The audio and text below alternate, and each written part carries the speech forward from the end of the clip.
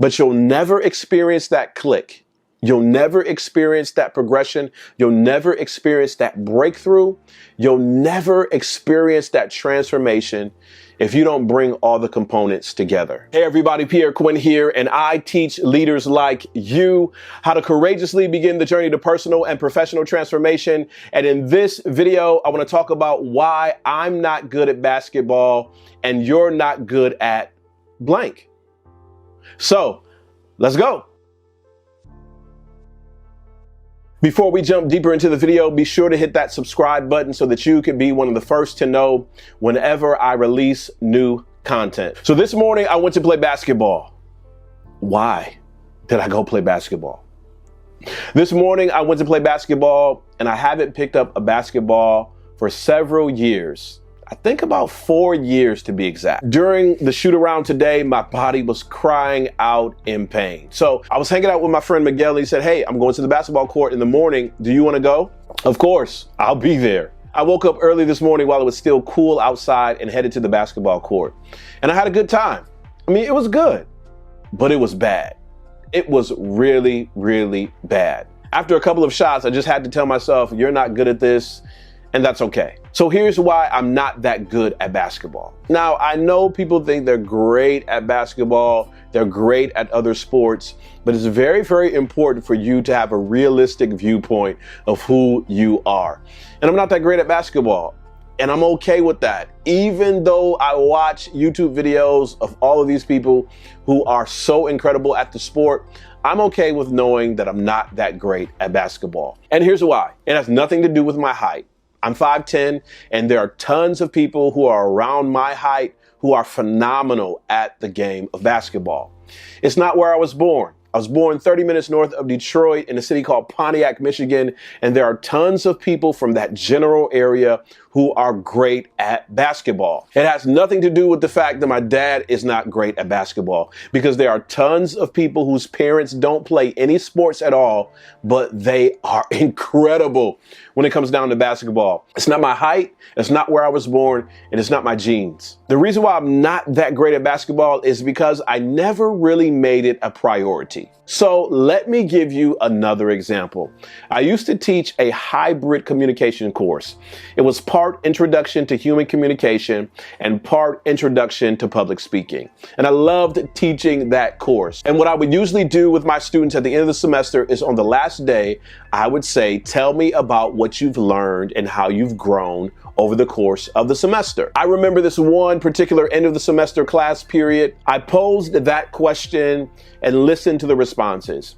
And a student stood up and talked about what he learned. I was this close to crying. He said he tried everything to avoid the course. He didn't want to speak in public at all because a lot of people fear public speaking more than they fear death. Said I didn't want to be in front of a crowd. I knew I was going to stumble over my words. I knew I was going to have a difficult time, but I'm so glad I took the course, and here's why. He said all semester there was this girl that he liked, and he never quite felt like he had the courage to talk to her. He knew he was going to stumble over his words, and many times he didn't even know what he was going to say.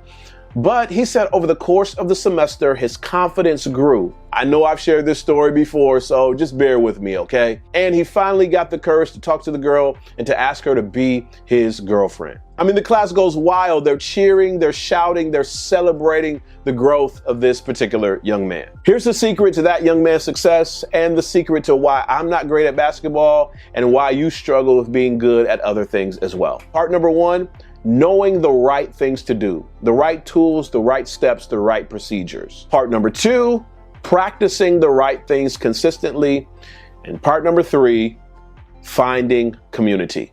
So let's talk about basketball for me. I've had some great coaches. I've been on some great teams. As far as an intramural team can be a great team, made some great friends. I've played church league and rec league and had a lot of fun. And in every scenario, on every team, we were always taught the right things to do. We were always taught the plays. We were always taught the drills. But in many cases for me, outside of practicing with the team, I did not consistently go over the things that I was taught by my coaches. I didn't consistently go over the drills. I didn't consistently go over conditioning. I didn't play consistently enough to develop a greater level of proficiency. The third part about finding community, I always had that. So if you know the right things to do and you have great community, but you're not consistently putting things into practice, you will never develop a level of proficiency that you need to be successful. So think about your personal life, even your professional life. What are the areas that you really want to get good at? There were times where I would say, I really wish I was a better basketball player. There were times that I would hope that I would become a much better basketball player. There were times when my team would encourage me that I could be better. There were times when my coaches gave me more drills to do in my free time, but I never consistently practiced what I needed to do to experience growth. And that's the same thing for us in life and leadership. We buy all of these books and all of these courses. We go on all of these experiences. We sit through all of these trainings. We know the right things to do. And in many cases, we have a community of colleagues. We have a community of friends, of family members.